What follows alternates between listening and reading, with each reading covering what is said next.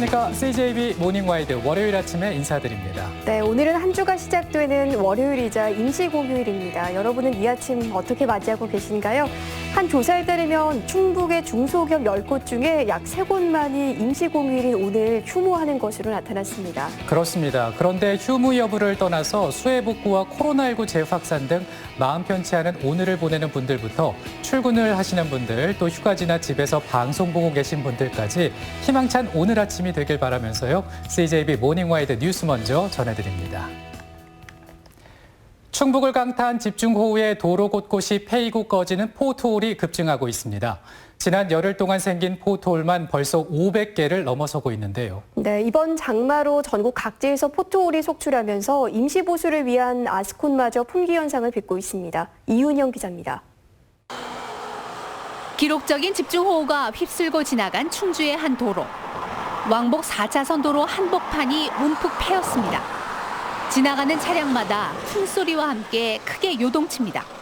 보시는 것처럼 지름 1m가 넘는 포트홀들이 도로 곳곳에 생겨나면서 말 그대로 도로 위 지뢰밭이 되고 있습니다. 계속된 집중호우에 아스팔트 틈으로 빗물이 스며들면서 약해진 지반이 패이거나 부서지는 포트홀이 생겨나고 있는 겁니다. 못 보면은 소리가 쾅 소리가 나버리니까 놀라죠, 당연히. 근데 밤 같은 경우에는 라이트를 켜도 지금 비가 많이 오잖아요. 그러니까 잘 안 보이는 경우가 많아요. 지난 열흘 동안 도내에서 발생한 포트홀만 500여 개. 차량 파손이나 2차 사고를 막기 위해 긴급 보수에 나서곤 있지만 반복되는 비에 다시 쓸려나가면서 별반 소용이 없습니다. 포트홀이 생긴 부분이 이게 완전히 수분이 제거가 됐을 때 작업을 해오면 오래 가는데 계속 비가 오다 보니까 이게 이제 응급복구 정도뿐이 안 됐습니다. 충주시는 이미 올해 사용할 긴급도로 보수제를 모두 사용하고도 추가 주문했지만 이마저도 돈이 났습니다. 전국에서 포트홀이 속출하면서 아스콘 등 보수제마저 품귀 현상을 빚고 있는 겁니다.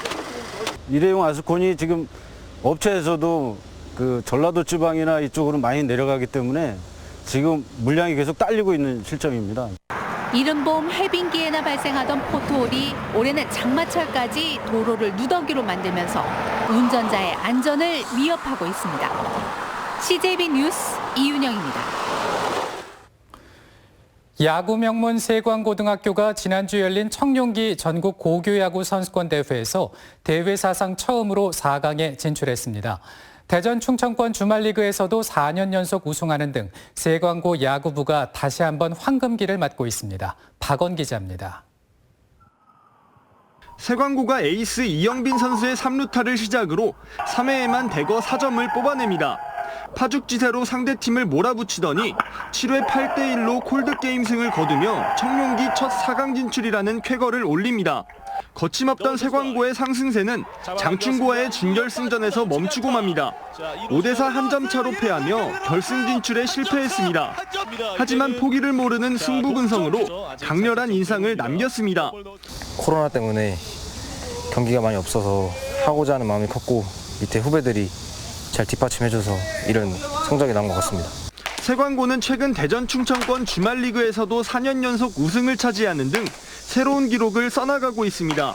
시속 150km의 강속구를 뿌리는 투수진과 사할대 타율을 자랑하는 타자들의 뛰어난 기량, 여기에 할 수 있다는 팀 분위기가 최근 선전의 원동력입니다.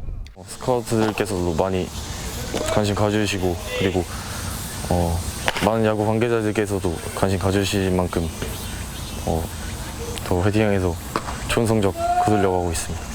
남다른 애정으로 모교 후배들을 지도하는 감독 등 코칭 스태프들의 열정까지 더해져 세광고는 8, 90년대의 황금기를 재현하기 위한 날갯짓을 펼치고 있습니다. 우리나라의 미래를 짊어지고 갈 수 있는 선수들을 육성하는 그런 담당을 하고 있기 때문에 기초적인 것부터 열심히 가르치고 있기 때문에 그 기초의 바탕으로 선수들이 잘 성장하고 있다고 생각합니다. 제2의 전성기를 향해 질주 중인 세광고는 오는 18일 개막하는 협회장기 전국대회 우승을 목표로 오늘도 구슬땀을 흘리고 있습니다. CJB 뉴스 박원입니다. 수소 전기차를 넘어 울산 도심에서 수소 전기 트램을 구경할 날이 머지 않았습니다. 울산시와 현대로템이 수소 트램을 개발해 오는 2023년 국내 최초로 울산 항선에 투입하기로 했습니다. UBC 조윤호 기자입니다. 현대로템이 개발 중인 수소전기 트램은 소형 버스 5대를 붙여놓은 길입니다. 엔진은 수소전기차 넥스의 연료전지 스택으로 4개를 장착합니다.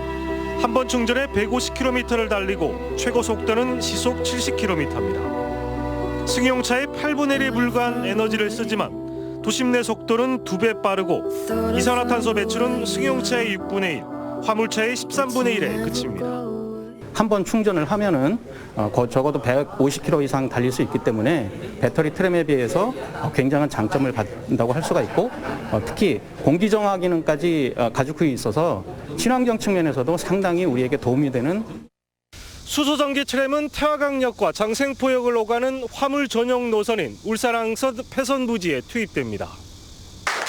이를 위해 울산시는 329억 원을 들여 산업단지에서 생산하는 부생수 지하배관이 지나가는 태화강역에 충전소와 정거장을 구축해 실증 운행을 지원합니다. 수소 트램은 태화강을 오가는 수소선박과 수소연료전지 발전기를 이용해 전기를 생산하는 북구 율동지구와 어우러질 수소도시 완성의 마중물입니다.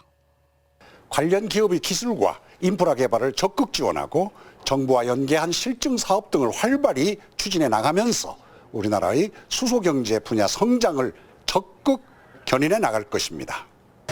수소전기 트램은 빠르면 2023년부터 울산 도심을 질주합니다. 실증을 넘어선 국내 최초의 운행이자 저상형 트램 방식으로 세계 첫 사례가 됩니다. UBC 뉴스 조인호입니다. 이번 집중호우로 614가구 1,173명의 이재민이 발생해 현재까지 359가구 663명이 여전히 대피시설에서 생활하고 있는 것으로 나타났습니다. 도내에선 자원봉사자와 군인 등 3,600여 명과 장비 843세대가 수해 현장에서 복구 작업을 벌이고 있습니다. 현재까지 응급복구율은 공공시설 93.7%, 사유시설은 85.6%입니다. 도내에서 코로나19 확진자가 3명 발생했습니다. 충주에서 거주하는 50대 부부가 김포의 70번째 확진자인 아들과 10일에서 12일 제주도 여행을 다녀온 뒤 어제 확진 판정을 받았습니다. 김포 70번째 환자는 서울의 대형교회 교인으로 그제 확진됐습니다. 청주에서는 몰타에서 입국한 내국인 A씨가 확진 판정을 받았지만 현재까지는 접촉자는 없는 것으로 알려졌습니다. 도내 환경단체와 계산지역 주민들이 참여하는 문잔대 온천개발 저지대책위원회는 행정안전부의 온천개발 사업 중단을 촉구했습니다. 대책위는 문장대 온천은 대법원이 이미 2차례에 걸쳐 환경이익이 개발이익에 우선한다며 종결시킨 사업으로 소모적 논란을 종식시키기 위해서 사업을 즉각 중단해야 한다고 주장했습니다.